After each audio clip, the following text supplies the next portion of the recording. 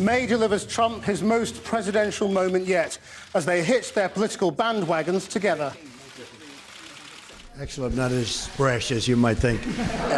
And I can tell you that I think we're going to get along very well. You know, it's interesting because I am a people person. I think if you look at the approach that we're both taking, I think one of the things we have in common is that we want to put the interests of ordinary working people right up there, centre stage.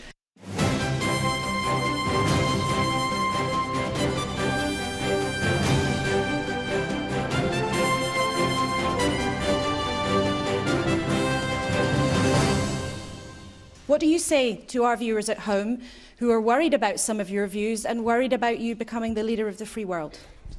This was your choice of a question. There goes that relationship. Good evening. Once again, the only thing that rattled Trump was a difficult question from what he calls the dishonest media. It was, with that small exception, the most disciplined and dignified we've seen the president yet. He said little except warm things about Britain and Brexit, gave nothing away when asked about Russia or Mexico. In fact, the only substantial thing he said was that even though he thinks torture works, it won't happen because his defence secretary disagrees with it. It was left to Mrs May to give the detail on their brief meeting. She claimed he said he's 100% behind NATO, talked of a future trade deal with Britain, and said they shared the idea of ordinary working people centre stage. Tonight, what can we make of this first meeting?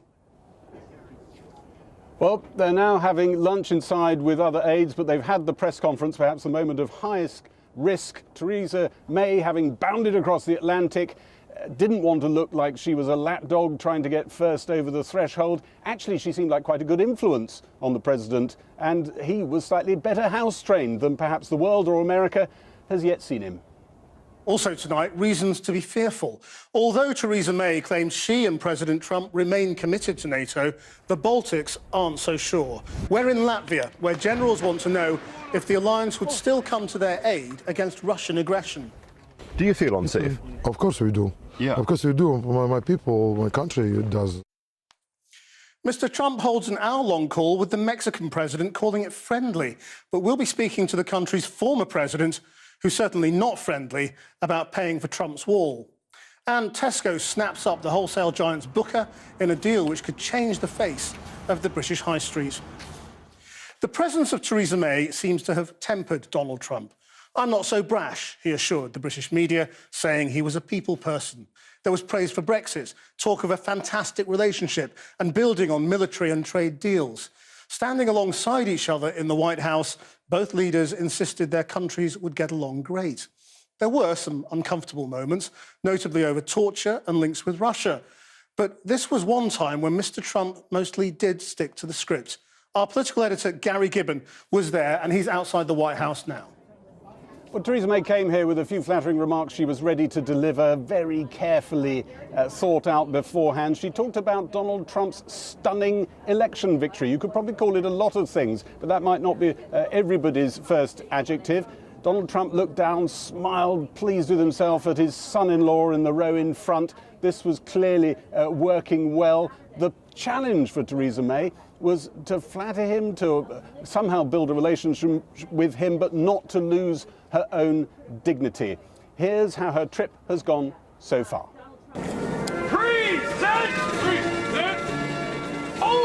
Theresa May's day started with a visit to Arlington Military Cemetery. Yesterday, in a speech to Republican Congress members in Philadelphia, she repeatedly emphasized the joint leadership and sacrifice of the US and UK military. Though Theresa May also told them recent military action in Iraq and Libya had been wrong-headed. The Honourable Theresa May. It was a speech in which she laid out her vision of how the world needs international institutions, like NATO, the UN, bodies that President Trump has derided. Our two countries together have a responsibility to lead. This audience liked that, but was the president listening? President Trump was posing for the media on Air Force One on his way back from the same gathering. And he was busy threatening a trade war with Mexico. How was your first flight, sir? Beautiful. Great plane. Really beautiful. You were very impressed with your phones, too. Well, I have great phones. I have phones that, let me tell you, the technology that we have in this country is incredible. Yesterday morning, he invited Fox News into the Oval Office. Just take a look. And look at my desk. Papers. You don't see presidents with them. This could be some of the break-the-ice small talk Theresa May's meeting kicked off with. I moved paintings around the White House. I just thought it would be great. So we have George Washington, Honest Abe Lincoln. Attention! Her team's been worrying away at how to play this meeting. The advice was to try to press President Trump's buttons with an offer of a right royal trip to the United Kingdom this summer, to sing his tune where possible, on, for instance, upping other NATO members' contributions, in return for getting a clear public commitment to NATO's central tenet.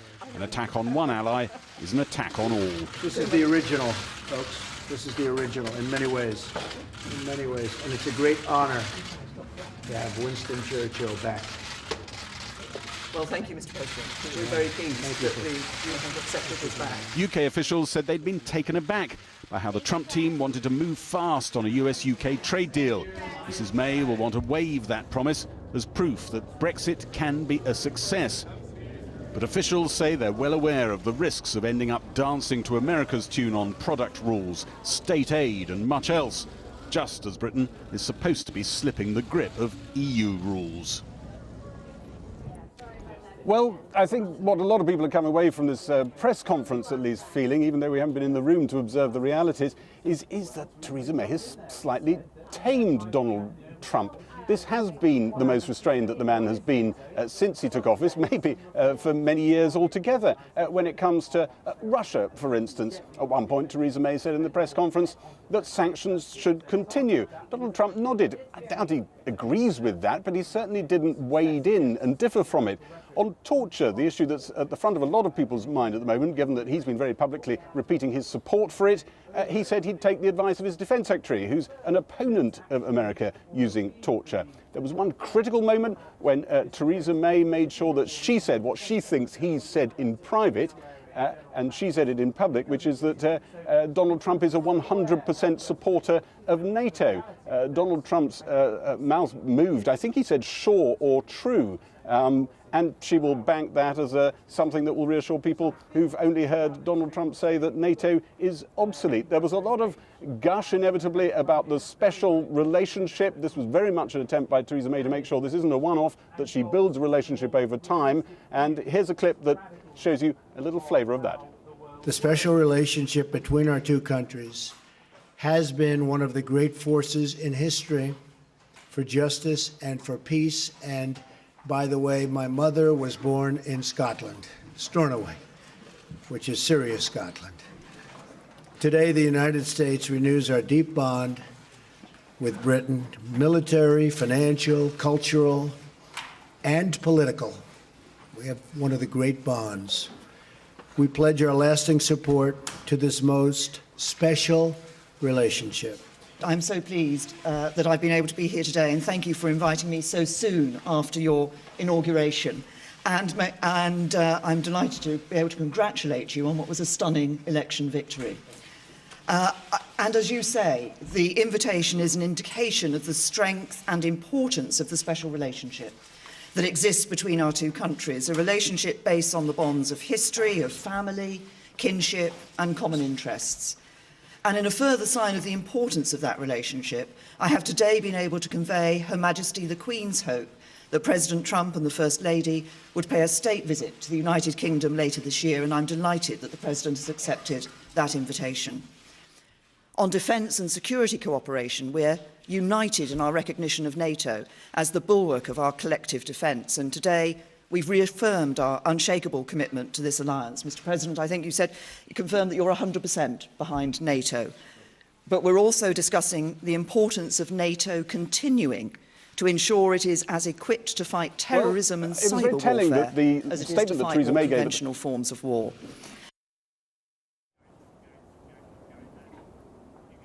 It was very telling that the statement that Theresa May gave at the top of this press conference was much longer than the one that Donald Trump gave. She was trying to nail down a lot of commitments, not just that one on NATO, but also on trade. She said that there was going to be a lot of scoping of a US-UK trade deal, and she'll feel that she's made significant progress there as well. There was one particularly awkward question, and you can see the question and Donald Trump's response to it here.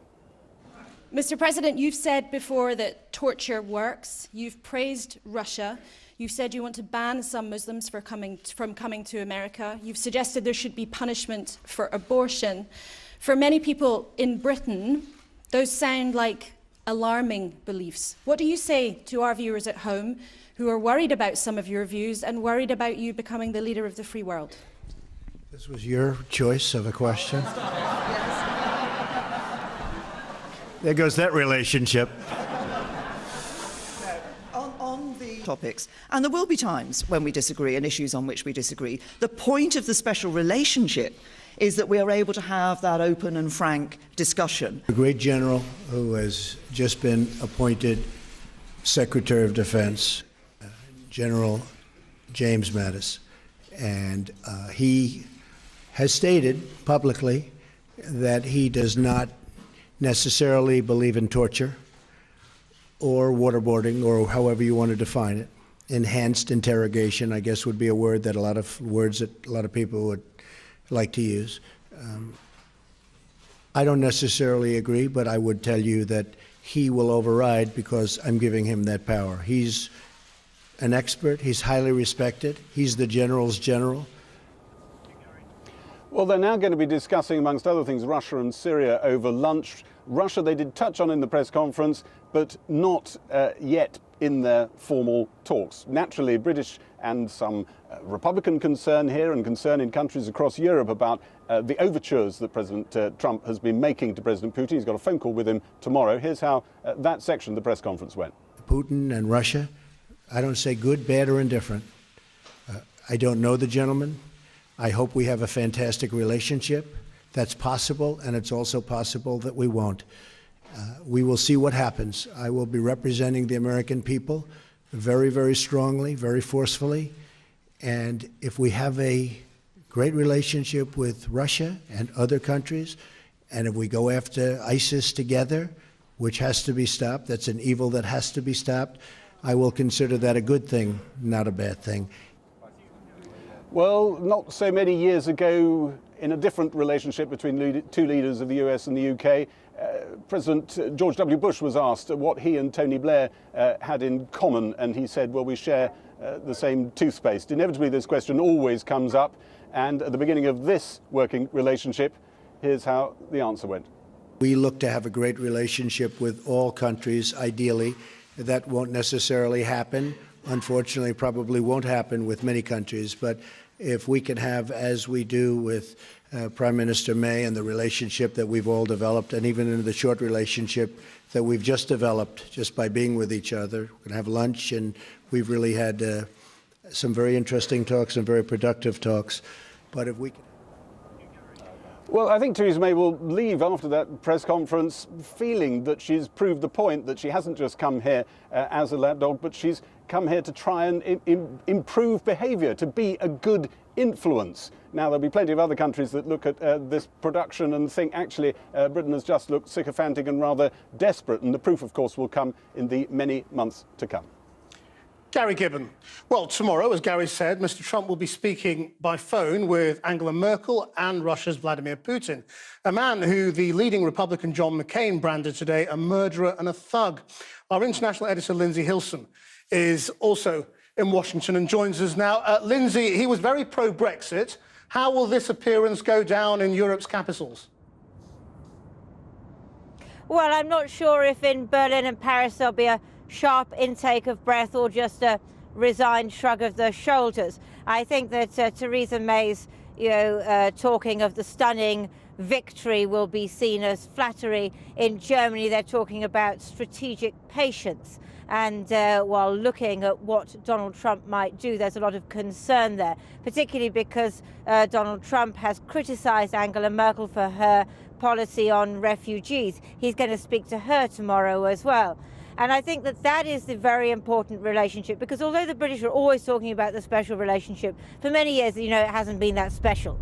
The important relationship with Europe and Washington has been with Berlin. And that, I think, is where we're seeing a change, because there is such a support for Brexit from President Trump, that relationship with Germany is likely to become more distant. And also because Angela Merkel is very, very worried about Russia. It's interesting, President Trump always talks about his Scottish mother. I don't know how much he talks about his German grandfather. Now, she did really nudge him on NATO. So has she represented the views of other allies?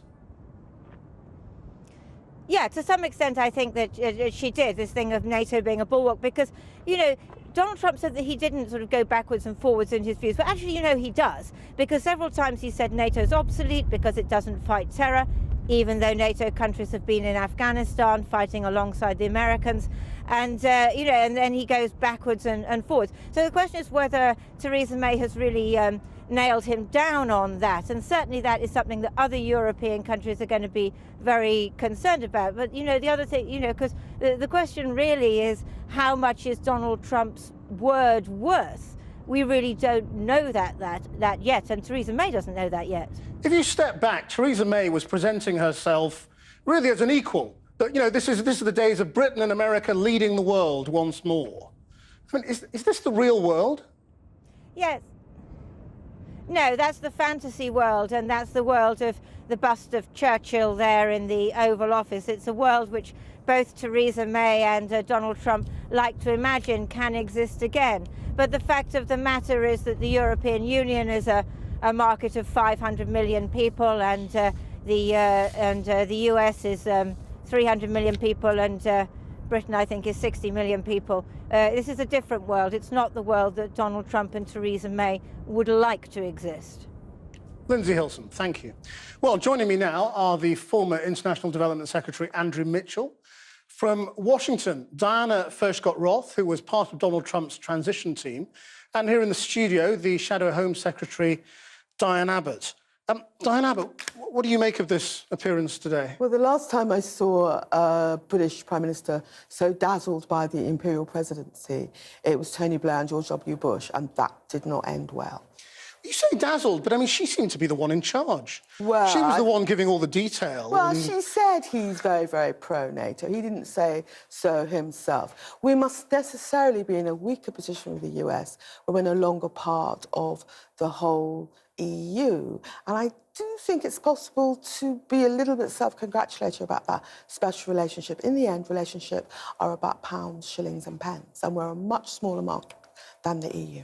Andrew Mitchell, the thing we can be of no doubt about is Britain and America hitched together, whether you want to call it shoulder to shoulder or whatever. You know, that was very clear today from that press conference. Is this a risk? No, I thought the body language was respectful and that it looks like an extremely good start to what is a vital relationship for Britain. And, of course, on the issue of NATO, which was clearly pretty central to their discussions, it does appear that there is complete agreement, because we also believe that other European nations should step up and spend the 2% that was previously agreed, and which is essential for our mutual defence. And so there was agreement on that. There seemed to be agreement on a great deal, and I think that the relationship has started extremely well. It looks, to all intents and purposes, as a great deal closer than the relationship with President Obama. And I think Mrs. May is going to have a lot of influence with the president, and that's a very good thing. But he didn't mention NATO. And the thing we know about Trump is he really knows about words and what he means to say and what he doesn't mean to say. And the fact that it didn't come out of his mouth means he's not committed to anything. Well, I think they did discuss NATO, because it was clear from the press conference that there had been agreement between them. But I think on a whole series of other matters there was clearly agreement as well.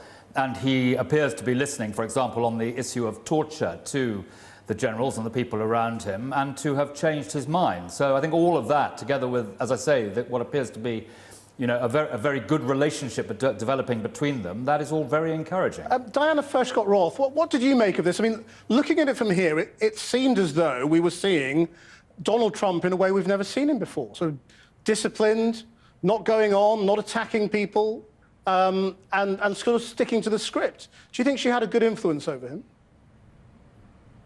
Well, that's the way people on the campaign and on the transition team see him.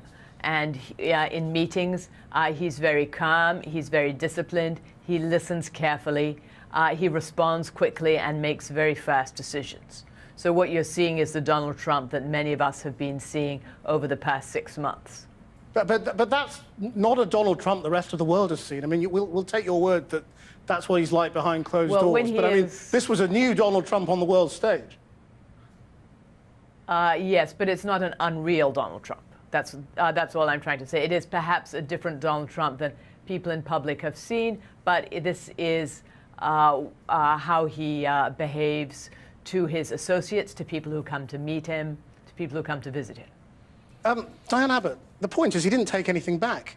You know, we saw that question to him, asking him about abortion, about torture, about, you know, all sorts of things many people find alarming, and he said he sticks by it all. Take it back. But come on, this is the man who believes in grabbing women by the pussy. This is the man that believes that torture works. This is a man that believes that you have to ban many Muslim people from the UK. And he's doing that today, in fact. Indeed. And so, of course, we have to talk to him. Anybody that was in power in Britain would have to work with him. But we must not lose sense of our own values as a country. And I think there's only one Donald Trump. The Donald Trump on the campaign trail is a Donald Trump that's going to be president going forward. And I think this idea that Theresa May is influencing him in any serious way, it will all end badly. But when you say we must hold on to our values, I mean, how do you do that? You say we must talk to him, of course, but we must hold on to our values. So what does that mean?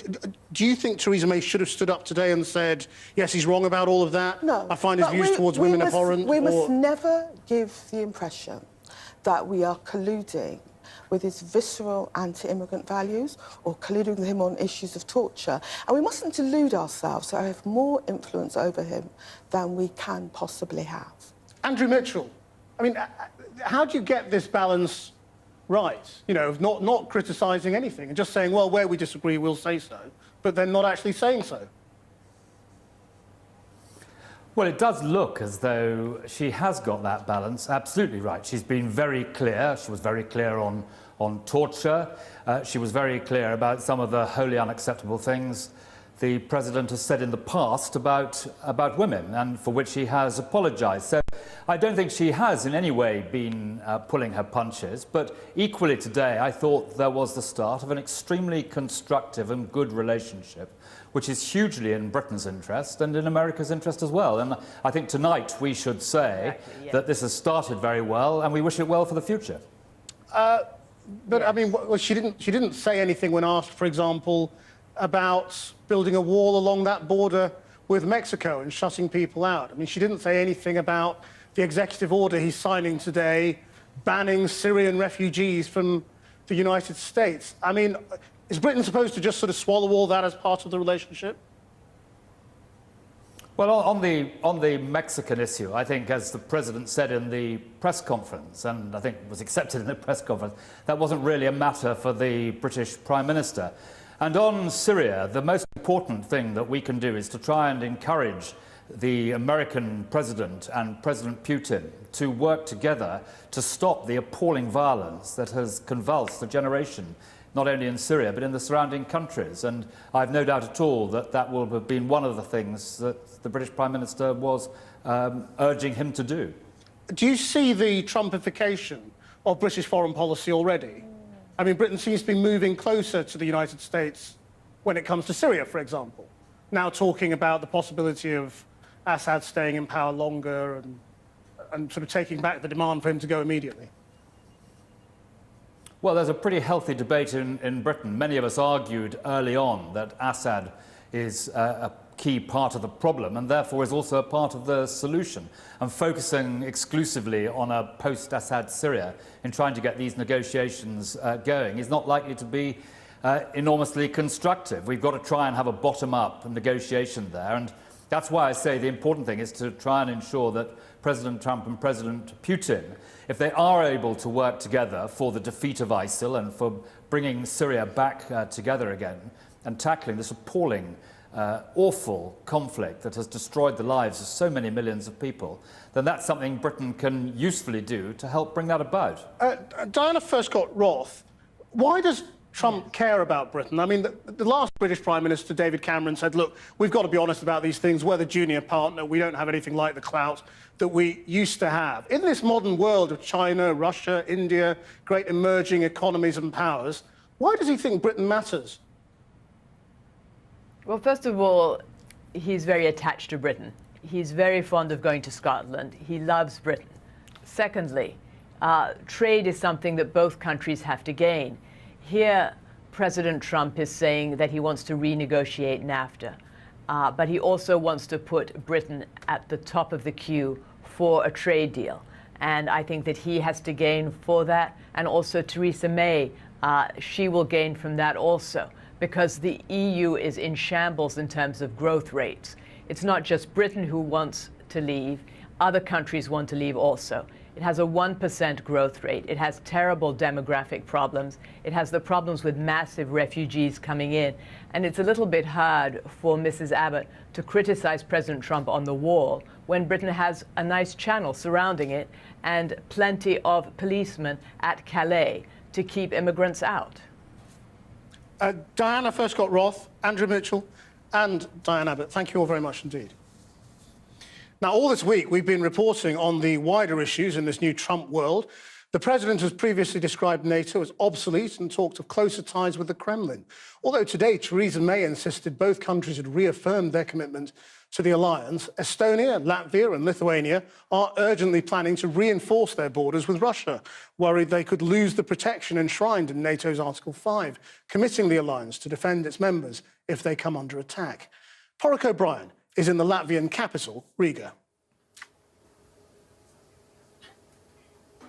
Well, Krish, Donald Trump's newfound enthusiasm for NATO will go down very well with the military men, with the ministers that we've been talking to in Latvia. But crucially, it'll also go down well with ordinary Latvians. We've been travelling the length and breadth of this country over the last 3 or 4 days. And what is really striking is how the annexation of Crimea sent a shiver down the spine of ordinary Latvians. Their relationship to NATO and Article 5 is quite a personal one. They don't think about it in terms of, some sort of life insurance policy you once took out and have forgotten about. Their feeling, their perception of Article 5, they see it as a direct line to the fire brigade if the neighbours are considered pyromaniacs.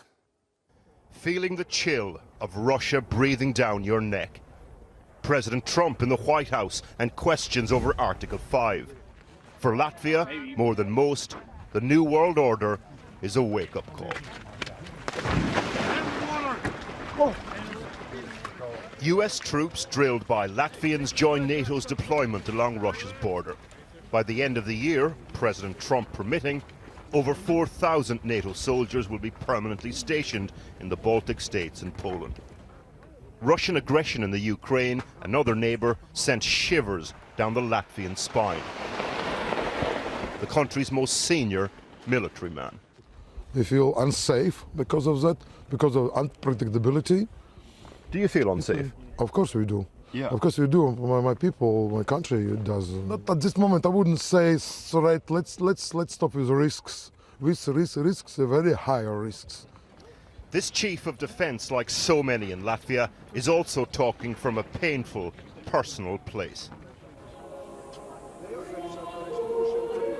The barricades set up to prevent an assault by the Soviet army stayed in place around the city's centre. The defence chief was here with thousands of others last time round in '91.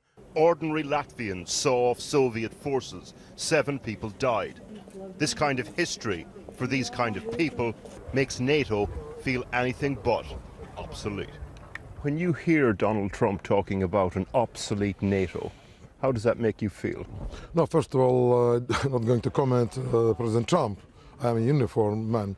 But all I can say, I think his comments about defense expenditure and nation's responsibility to spend more for their own defense, I think it's very right. Latvia has plans to hit the 2% of GDP on defence mark next year. But President Trump's benefit of the doubt language on Russia doesn't wash here. In Latvia, it's just another reason to be fearful. To really understand, though, how ordinary Latvians feel about the perceived Russian threat, you have to leave the war games on the frozen lake. You have to go to the capital, Riga, get a flat white in a hipster cafe.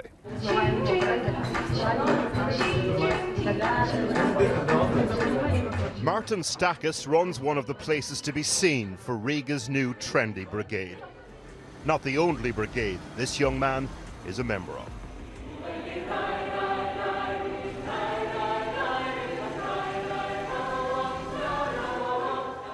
He's the poster boy for the Latvian Home Guard. Dad's army, it ain't.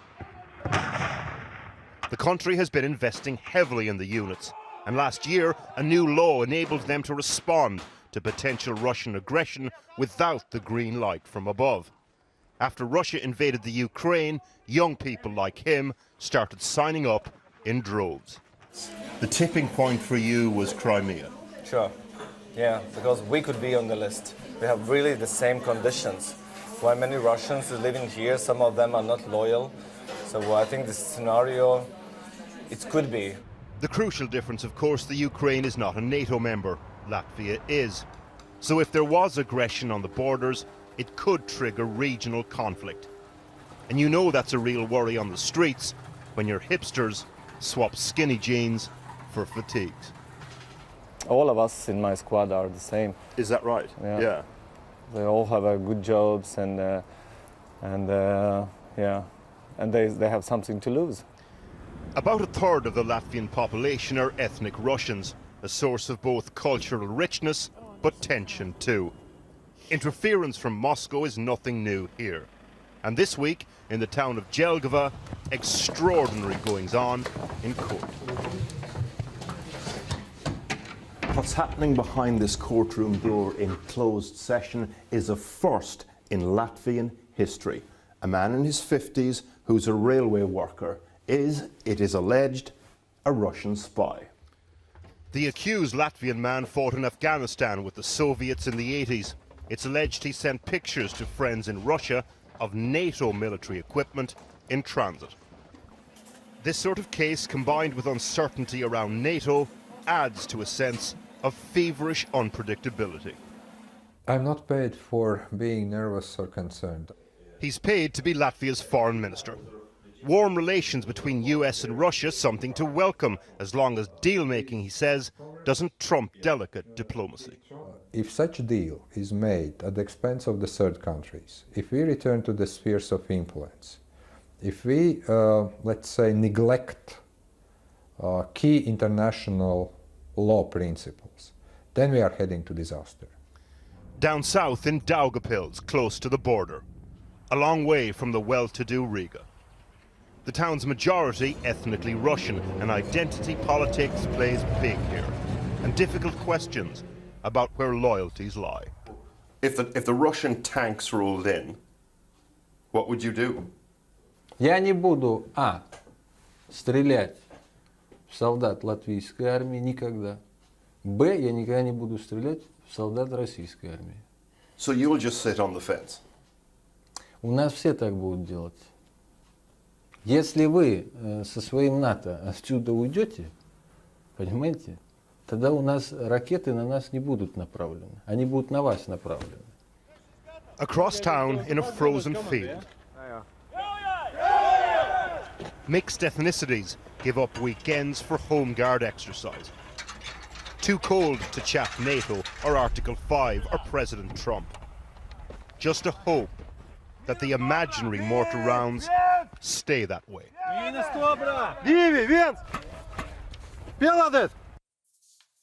Well, to some non-Trump news now, and Tesco says it will create the UK's leading food business after buying the wholesaler Booker in a £3.7 billion deal. Tesco's boss said the move would benefit consumers, retailers and small businesses, as well as its own shareholders. But, say analysts, the merger could face scrutiny by competition regulators. Here's our business editor, Siobhan Kennedy. Booker. It's one of the UK's biggest food suppliers you've probably never heard of.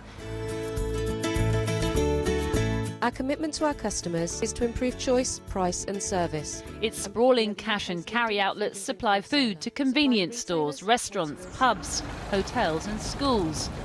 With so-called food on the go, the fastest growing part of the market, Tesco is keen for a piece of that action, which is why it's spending £3.7 billion to gobble the group up.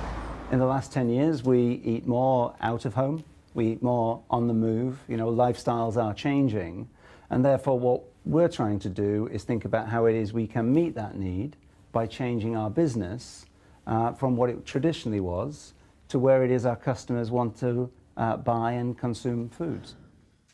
Booker supplies just over 1 million small businesses, pubs and restaurants, including chains like Wagamama and Carluccio's. It also supplies about 7% of the UK's convenience stores through its Budgens, Londis and Premier brands. Tesco, of course, is the UK's biggest grocer and itself owns about 20% of the convenience market through its Metro, Express and One Stop brands. The takeover means it will now own or supply more than 9,000 stores, nearly a third of the convenience store market. Shops like this will continue to operate as franchises and won't, for now at least, sell Tesco branded food. But they will have access to the same Tesco suppliers and could offer Tesco payment, mobile or even banking services in future. If the deal goes through, this Londis and 5,500 other convenience stores like it will be owned and supplied by Tesco. Now, the name on the front of this store won't change. It'll still be called a Londis. But Tesco's influence over Britain's high streets certainly will. And it's that tightening grip that has some people worried. So what will happen to all those other small convenience stores on the high streets? Presumably they will be competed out of business. Well, actually the facts are that in the convenience part of the marketplace, it's actually a growing part of the marketplace. And so we don't see the impact that you're suggesting. If I go into Londis now, I'll be potentially buying from a Tesco supplier. You will benefit now from a bigger slug, a bigger ownership of the high street than you did before. But more importantly, and why the rationale for this deal works is the customer who goes into that store will be even better served than they are today as a result of the combination of these two things coming together. Some food producers, like this dairy farmer, are also worried for suppliers. It's frightening. It's really bad news for all suppliers, not just farmers. With all big companies, the bigger they are, the more bargaining power they got, and it all comes down to the supplier. The supplier has to supply it cheaply. After years of retrenching, closing stores and an ugly accounting scandal, Tesco has surprised the market with a big, bold acquisition. But it's one the competition authorities will examine carefully. The number of urgent operations which get cancelled has hit a record high. NHS England figures show more than 4,000 urgent procedures were cancelled last year, a 27% rise over the last 2 years. The NHS has also been under fire over cost-cutting plans to ration hip and knee replacements to patients in such severe pain that they can't sleep or carry out daily tasks. Our health and social care correspondent, Victoria MacDonald, reports. I'll come round this side for you. Can you hear me a little bit better? I just want to go home, that's all. I know you do. It's Janet Heath came into Milton Keynes Hospital 2 weeks before Christmas after a fall. As she says, she just wants to go home. So I'm lying at home reading the paper or watching television, because sitting like I am now all day. This is not a lack of social care, though. It's a lack of rehab beds in the community, so one part of the NHS causing a problem for another. In fact, social services has stepped in and offered to help so she can go home next week. Because like all trusts, they desperately need the beds. At 2 p.m. today, 20 people were due to be discharged, 10 more possibly could go, and only 3 spare beds were left in the entire hospital. We've only been here an hour and already all these bays are full and more patients are coming in all the time, just adding to the feeling of the relentless pressure that the NHS has been under. And actually, this is a hospital that has coped reasonably well this winter. England's NHS as a whole, though, the data paints a bleak picture. The number of urgent operations cancelled last year across the health service is now the highest on record. Just over 4,000 were cancelled, including cancer operations, a 27% rise in the space of just 2 years. And the weekly winter report shows A&E attendances continue to increase, up 5,000 on the previous week, and emergency admissions up 2,300. I've been here since early yesterday morning. I've seen one doctor so far and mainly nurses. 76-year-old Stephen Pluck from Bletchley has spent the night in resus while his diabetes is monitored. They're hoping not to admit him. Every trust is expected to plan for winter, but with the pressures year-round, there's little give in the system. It's been a difficult week. Most of the weeks over the winter have been tough. We have been on red escalation for most of this week, which means that most days we come into patients waiting in A&E for beds for admission, sometimes up to 15, 20 patients waiting for beds, and we have no adult capacity. Inevitably, the question of money comes up. Today there are accusations of hip and knee replacement operations being rationed. The government says, though, it has given more funding. We can always look to how we spend what money we get currently. We know that there are significant blocks both in our services that support acute hospitals, be they community, mental health or indeed social care, and of course we can do things better in hospital. And in many ways that's Mrs. Heath's problem. The hospital and staff might be coping, but with no community beds, she becomes stuck for weeks on end. A member of Jeremy Corbyn's shadow cabinet has quit her post after the Labour leader told his MPs that they had to back the upcoming vote on the Article 50 bill. The shadow Welsh secretary, Joe Stevens, is the first member of Mr Corbyn's top team to resign over the issue. He's facing a rebellion after imposing a 3-line whip. The shadow education minister, Tulip Siddiq, stepped down in protest yesterday. After the break, when foreign intervention does work. Gambia last night, celebrating their new president returning home at last. But at a time when regime change is becoming dirty words, will these kinds of scenes be repeated?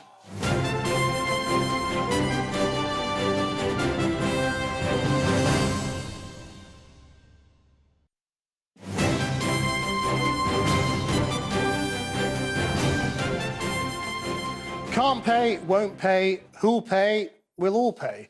The question of Donald Trump's Mexican border wall, all 1,900 miles of it, has very few answers. First thing this morning, President Trump was railing at Mexico on Twitter, saying it had taken advantage of the US for too long, although later he held an hour-long phone call with the Mexican leader over the issue. But it's Mexico's former president, Vicente Fox, who's been really outspoken. We will build a great wall along the southern border. And Mexico will pay for the wall. It was one of his key election promises, but 2,000-mile-long walls don't come cheap.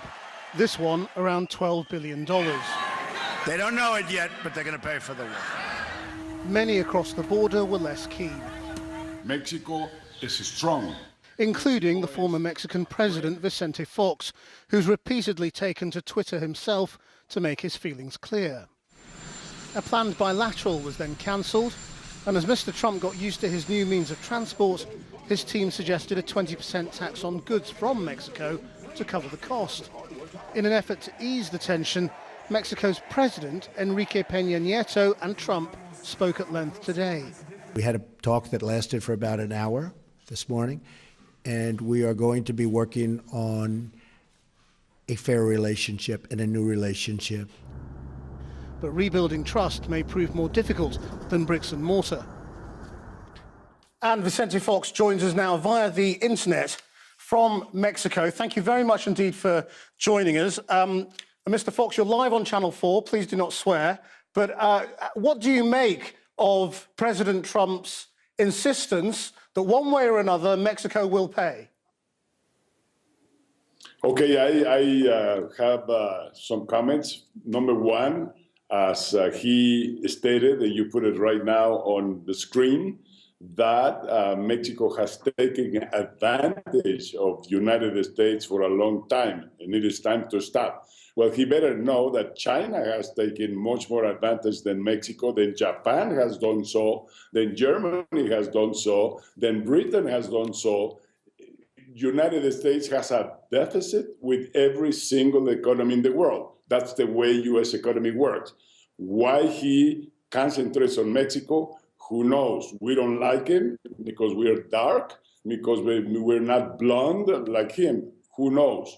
But anyway, he is proposing one idea after another one, very crazy ideas. He's acting like a CEO, not like a president. I think he needs to grow up. He needs to understand that he is president today of the most important nation in the world. He has to change.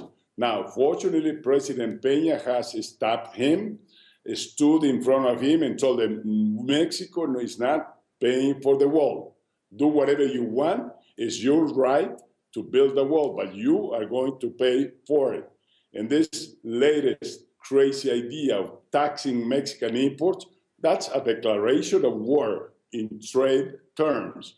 And this could happen to everybody in the world because he has spoken about America first, American first. Now I tell him Mexico first, and we're ready to confront whatever situation you come up with. But isn't it also President Peña's fault, in part, that Donald Trump is in the White House?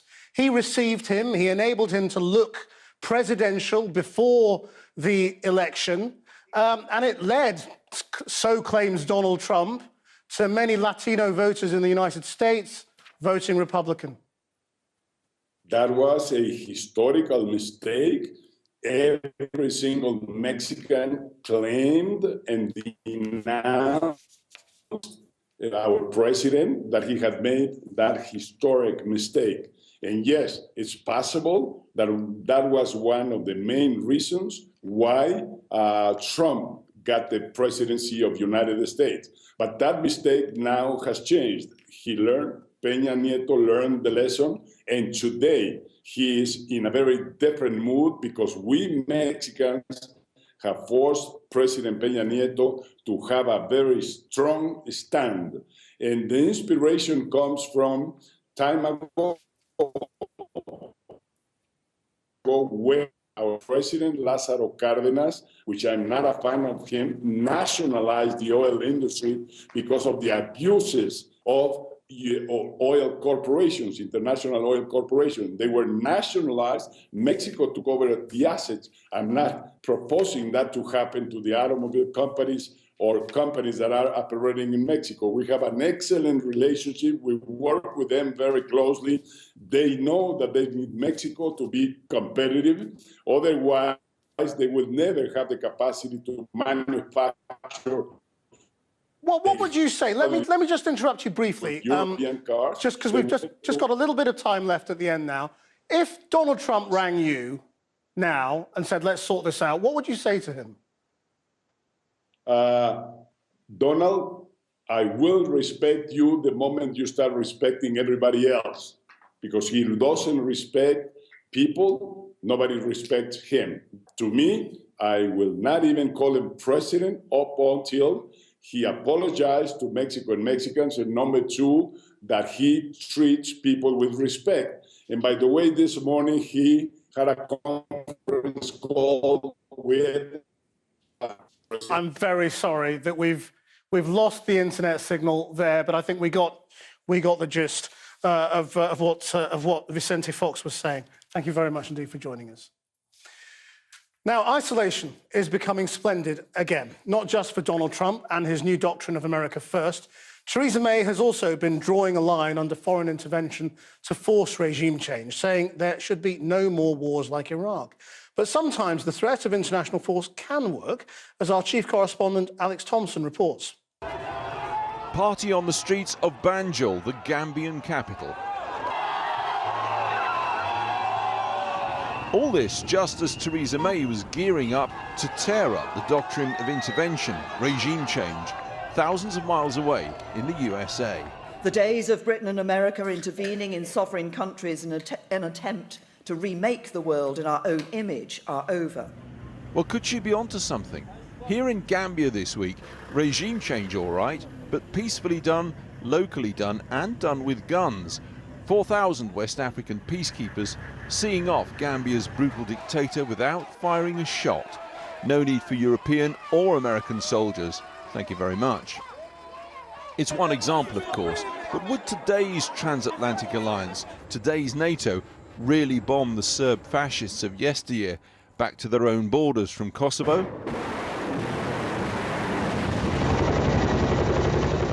Would Britain so readily invade Sierra Leone on the basis that its interests are threatened?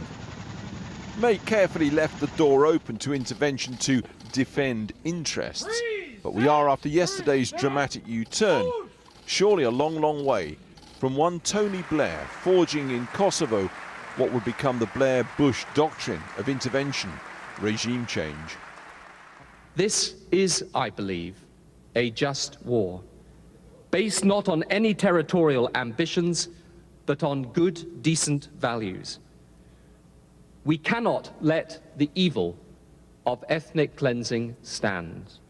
But the Prime Minister isn't the only one deleting British foreign policy. Just hours before in London, Boris Johnson had suddenly binned the UK's Syrian strategy, the Foreign Secretary saying, basically, that it had failed. I fully accept that the position in Syria has been catastrophic, and it's one of the great disasters of our time. And Lord Reid may disagree with this, but I think the British failures in that theatre can be traced back to that decision not to get involved in 2013. We did play ourselves out of the game. Few would claim Britain has either been influential, effective, or even relevant in Syria. But asked if he could see President Bashar al-Assad standing in a post-war election, the Foreign Secretary said yes, and that, not surprisingly, incensed Syrian opposition groups.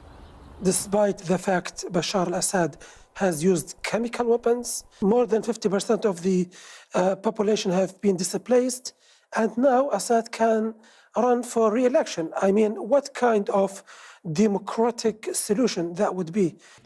The times, they are a-changing, and it's not just the new president. On both sides of the Atlantic, evidence, therefore, in the last 24 hours, that both administrations are intent on breaking with the past. Let's go back to our political editor, Gary Gibbon, outside the White House. What have we really learned today? Oh, it's gone to black. Well, that's the worst luck. Let's have a listen again to what they said today in the press conference. The hard-working daughter of a vicar, the brash TV extrovert. Have you found anything in common personally yet? Actually, I'm not as brash as you might think. And I can tell you that I think we're going to get along very well. You know, it's interesting because I am a people person. I think you are also, Theresa. And I can often tell how I get along with somebody very early, and I believe we're going to have a fantastic relationship. But I think this one coming up was really the question of the press conference. I say press conference in inverted commas, really. These events have 4 questions in them, so you have to pack an awful lot into one. And this was the moment where a British reporter put a lot of British fears to the president about what he's been saying for the last few months. Mr. President, you've said before that torture works. You've praised Russia. You've said you want to ban some Muslims from coming to America. You've suggested there should be punishment for abortion. For many people in Britain, those sound like alarming beliefs. What do you say to our viewers at home who are worried about some of your views and worried about you becoming the leader of the free world? This was your choice of a question. There goes. And that was really the only moment he was very discomfited. Other than that, it was a remarkably disciplined Trump alongside Theresa May. We're back tomorrow at 6:30. Until then, that's Channel 4 News. Have a very good evening.